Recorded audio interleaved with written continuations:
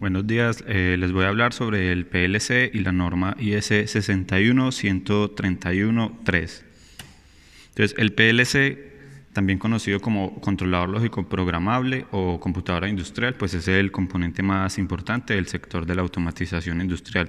Esto se debe a su construcción robusta, a las características funcionales como los controladores PID, el control secuencial, los temporizadores y contadores, su facilidad para programar y además la capacidad de control confiable.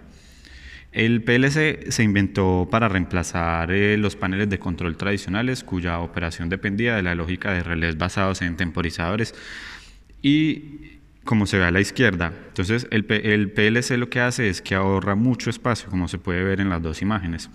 Los PLCs pueden monitorear las entradas de forma continua desde los sensores, produciendo pues la decisión de salida para operar los actuadores basados en el programa.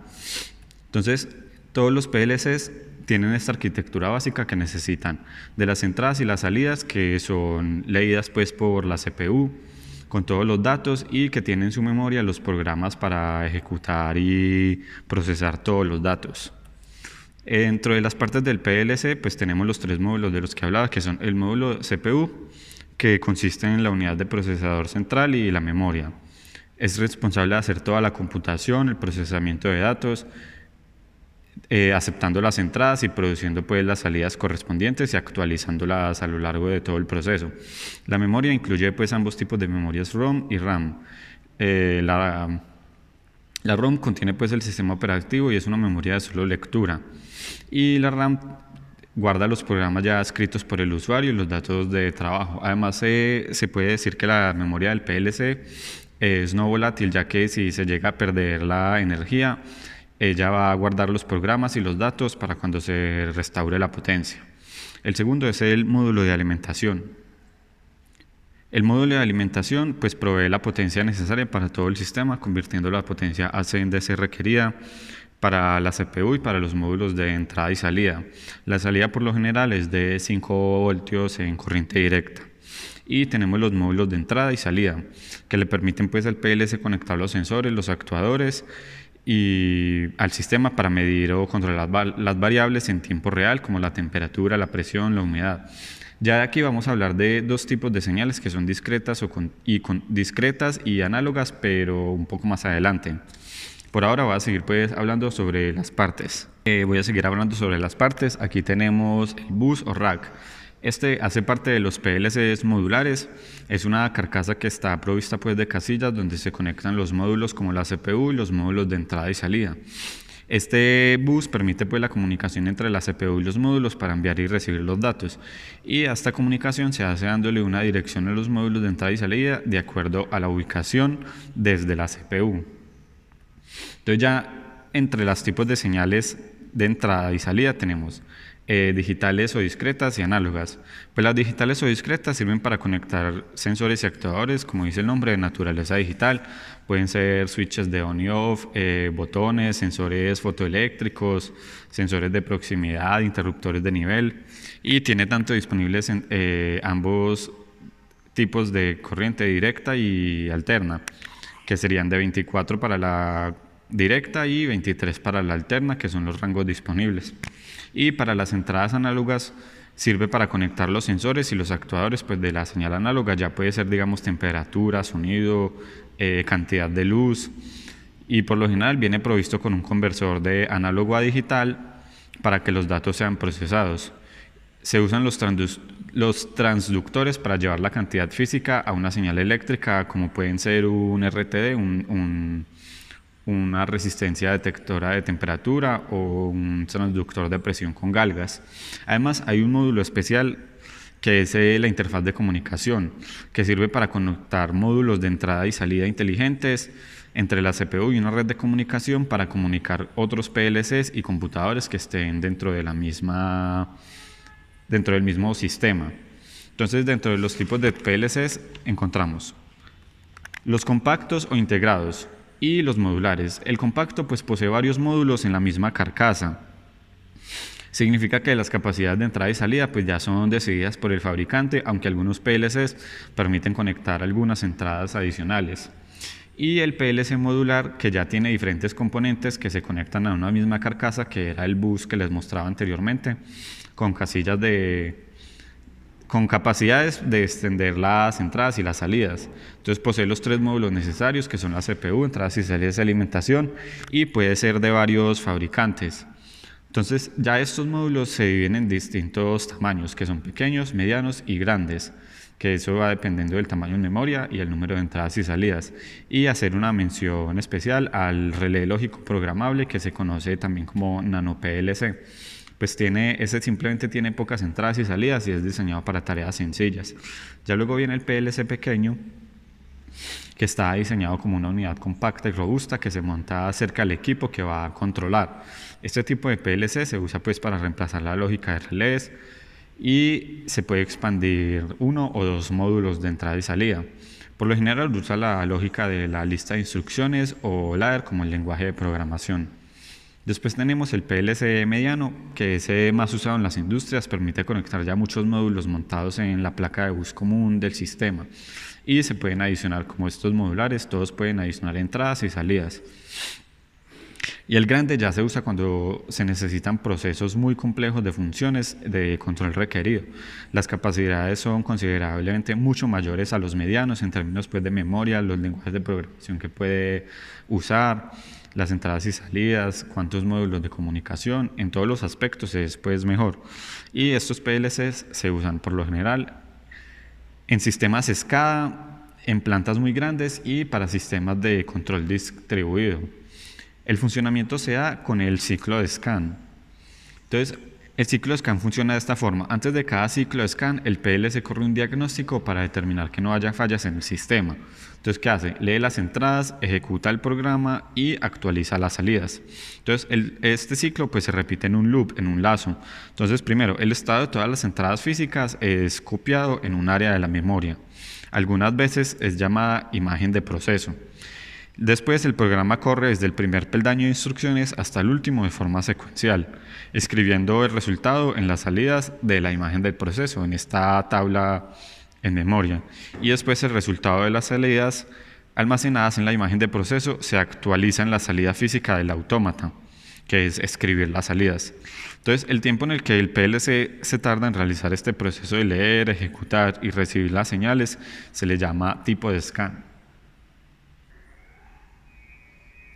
Buenas, habla Camilo Ramírez y voy a continuar con la presentación de PLC, donde ya hemos visto diferentes tipos de PLC y esto ha causado que en la historia muchas industrias tengan tipos de PLC o lenguajes de programación diferentes para cada PLC.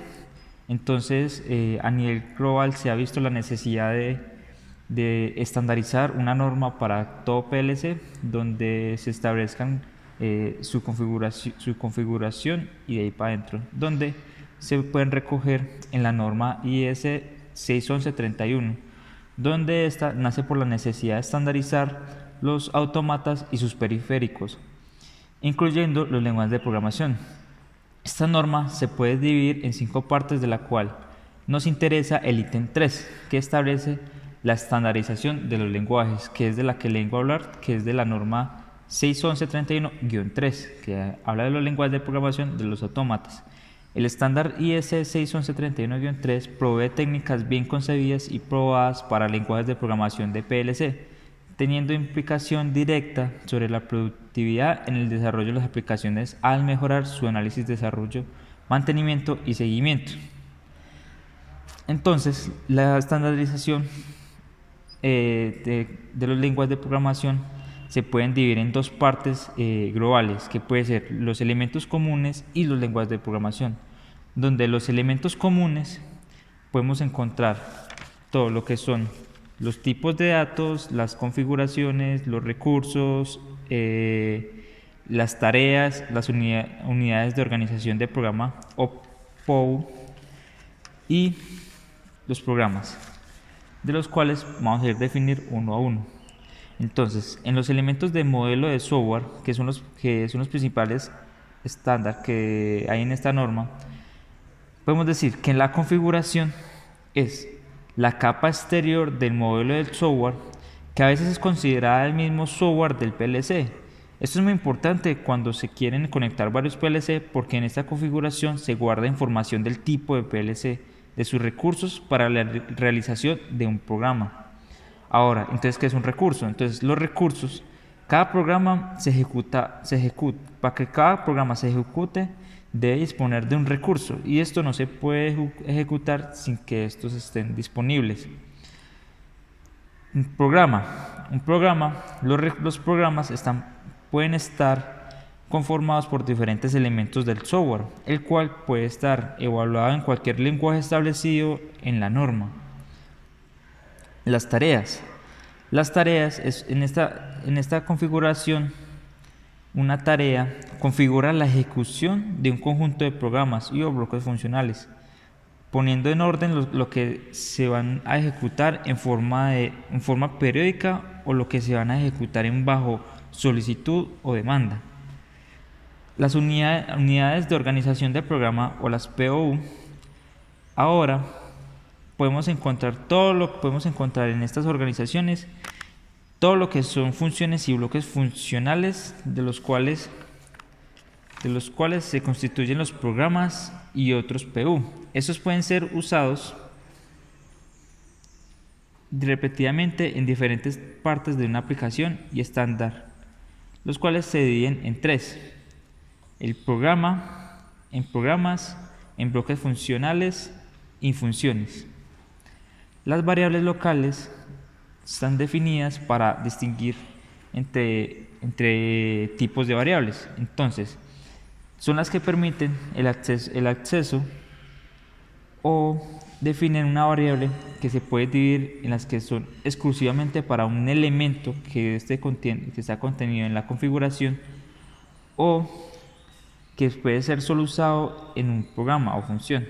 A cambio, las funciones globales o las variables globales, al declararse, pueden ser llamadas desde cualquier elemento constituido en el PLC. Entonces, esas son las diferencias entre las variables locales y las globales. Las variables de representación directa son las que permiten el acceso directo a posición de memoria del PLC. Solo se pueden declarar y ser accedidas dentro de los programas. En resumen, son las que determinan la posición de la memoria en el PLC. Ruta de acceso. La ruta de acceso son las que le permiten a otras configuraciones remotas, que pueden ser parte de otro PLC, escribir o leer una variable dentro de un programa o configuración.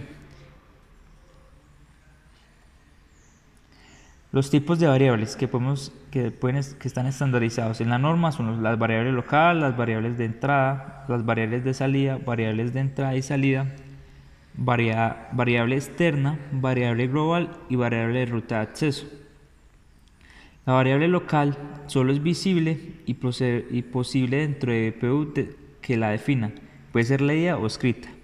Una variable de entrada es una variable que es visible en el PU invocante. Dentro del PU solo puede ser leída más no escrita. Variable de salida es una variable que es visible en la PU invocante. Fuera de su PU solo se puede leer, pero dentro puede ser tanto leída como escrita. Variable de entrada y salida. Tipo de variable que combina los dos tipos anteriores, puede ser leída y escrita de tanto fuera como dentro de su PU. Variable externa es una variable global definida por el PU, siendo visible y con posibilidades de lectura y escritura por todas las otras PU. Variable local posee las mismas características de una variable externa. Variable ruta de acceso, variable global de uso en las configuraciones como medio de comunicación entre una y otros elementos. Aquí en la estructura del programa es un resumen de las configuraciones que están estandarizadas. Entonces, en esta figura se observa una representación esquemática de los diferentes componentes de los elementos involucrados en el modelo o en la estándar de IEC, donde podemos ver que la configuración es lo que es la capa externa o es donde está contenido todo el estándar, donde se definen unos recursos y estos recursos serán necesarios para la ejecución de los programas, y la ejecución de los programas está definida por un orden o un llamado de una tarea, y esta tarea puede ser ser de forma periódica o puede ser por demanda o una solicitud. Los programas están componidos por los bloques funcionales o las funciones y estas se pueden comunicar entre programa y programa. Las variables de ruta de acceso no los define como en sí el estándar, porque este no define la comunicación, pero las variables sí.